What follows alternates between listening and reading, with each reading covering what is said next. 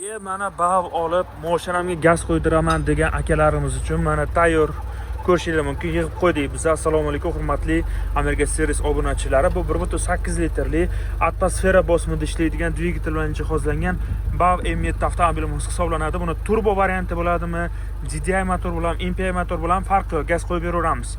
1.8 litrlikka qanaqa nabor qo'yib berganmiz. Qaranglar. Basco 24/4 boshqaruv blokimiz, bir marotabalik, ko'p marotabalik filtr, Rail kompaniyasini original reduktori, mana bu yerda IG1 injektorimiz 4 porshili bo'lyapti. Xudo xolasa bu turbo variantlari MPI GDI farqi yo'q, qo'yib beraveramiz. Nafaqat bav, jack, umuman minimaldan farqi yo'q. Yengil avtomobillarga ham qo'yib beraveramiz.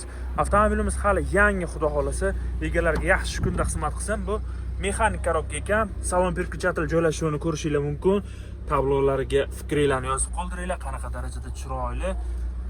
O'rindiqlari perforatsiyali va ko'rib turganingizda trendli ranglarda ekan. Yaxshi kunlarda egalarga xizmat qilsin. 54 litrli ballonni joylashtirib berganmiz. Zaxira g'ildiraklari qismiga mana ko'rishingiz mumkin. Hech chiqmaydi akalar. O'rnatilgan uskunalarga 2 yoki 40 minggacha kafolat beramiz. Agarda sizlarga narx-navolar bo'yicha qiziq bo'ladigan bo'lsa, bemalol bizning servisimizga murojaat qilishingiz mumkin. Manzilimiz Navoiy viloyati, Navoiy shahri.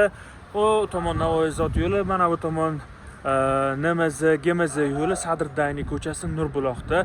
Pastdagi nomerlarga telefon qilsanglar, lokatsiyalar tashlab beramiz. Amerika Series